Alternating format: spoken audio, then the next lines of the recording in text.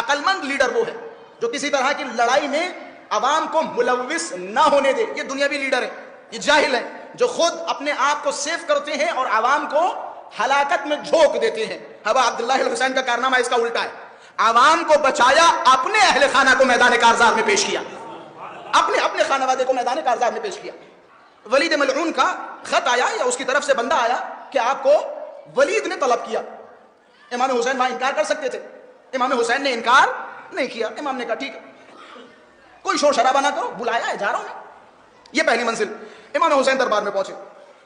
دوسری منزل, ولید کہہ رہا ہے معاویہ دنیا سے چلا گیا. امام حسین کا ریئیکشن کیا ہونا چاہیے؟ جواب کیسے دیتے اور اچھا جواب کیسے دیتے؟ اپنے مولا سے سیکھیے, اہل بیت سے سیکھیے. بعض اوقات ہوتا ہے افراط و تفریط ہمارے خون میں شامل ہو جاتی, کہیں زیادتی اور کہیں کمی. نہ زیادتی کرو نہ کمی کرو, کسی کے عقائد کو چھیڑو نہیں اور اپنے عقیدے کو چھوڑو نہیں. یہ اہل بیت اطہار کا درس ہے. ایسے موقع پہ اگر کہہ دیتے مر گیا, مثال کے طور پہ چلا گیا, یا کوئی اور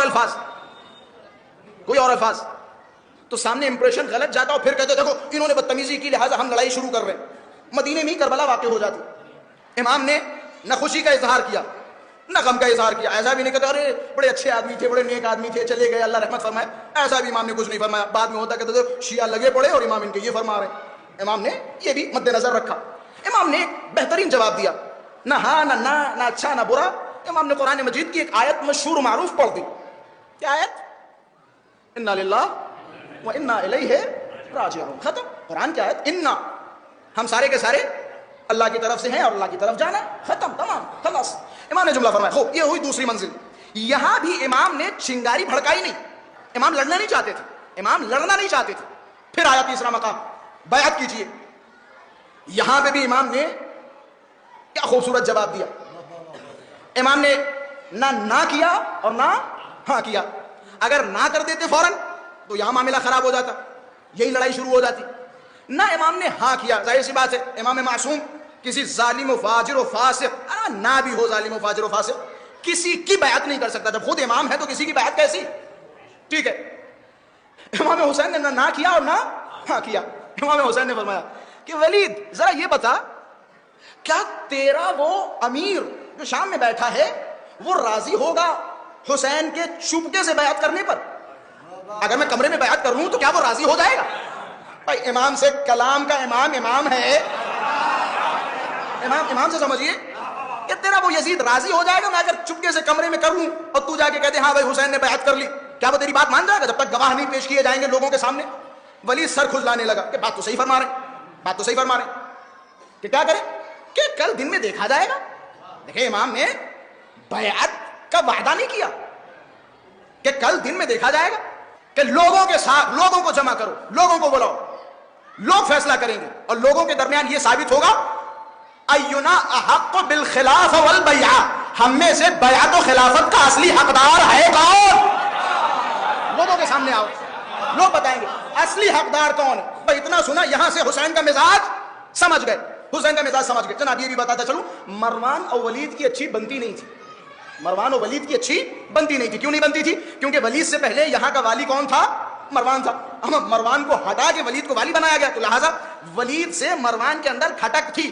اچھا مروان اپنی ہوشیاری کر رہا تھا, ولید راضی ہو گیا. ولید نے کہا ٹھیک ہے جائیے, صبح دیکھا جائے گا.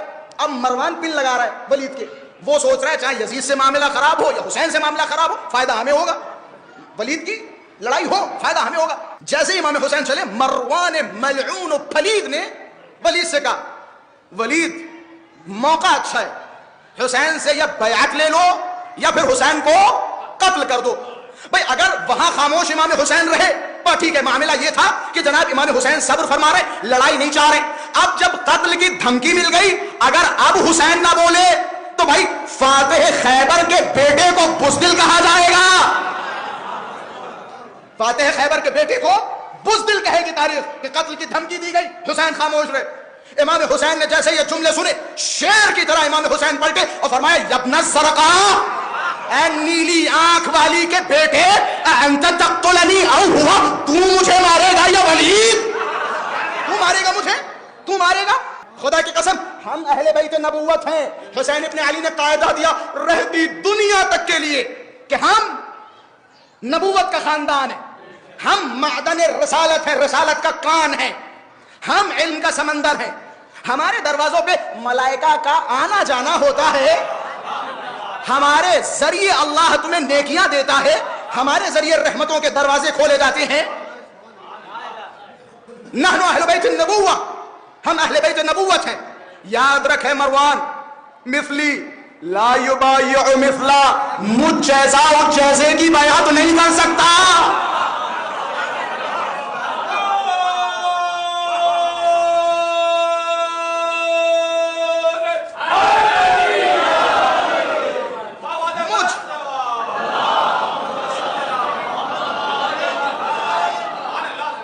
مجھ جیسا مثلی, مجھ جیسا اس جیسے کی بیعت نہیں کر سکتا. یہی وجہ ہے, تاریخ گواہ ہے. امام حسین کے بعد سید سجاد 40 برس زندہ رہے. کوئی تاریخ اٹھا کے دکھائیے اس 40 برس میں کسی نے امام سجاد سے بیعت کا مقابلہ کیا ہو, مطالبہ کیا ہو. کیونکہ حسین قاعدہ دے چکے تھے جو مجھ جیسا ہوگا وہ اس جیسے کی کسی زمانے میں بیعت نہیں کرے گا. مجھ جیسا ہوگا جو مجھ جیسا ہوگا, اور حسین جیسا صرف امام معصوم ہو سکتا ہے, اس کے سوا کوئی حسین جیسا نہیں ہو سکتا. یہ بھی اپنے ذہنوں میں اسے طول نہ دیا جائے. حسین جیسا صرف فرزند حسین ہو سکتا ہے, حسین جیسا صرف امام معصوم ہو سکتا ہے. مجھ جیسا اس جیسے خبیث و پلید کی بیعت نہیں کر سکتا. امام حسین نے فرمایا واہ واہ, یزید کی بیعت میں کروں. یزید کون؟ یزید شارب الخمر, جو شرابی ہے, جواری ہے, بندر باز ہے, اس کے لیے حسین کی بیعت مانگ رہا ہوں. تو اللہ نے مسکراتے ہوئے فرمایا وعلی الاسلام السلام, اس اسلام پر سلام ہو کہ جس کا والی اور رہبر یزید ہو جائے. اس پہ سلام, جس کا والی اور رہبر یزید ہو جائے, اس اسلام پہ سلام ہو, بھائی ختم, معاملہ ختم.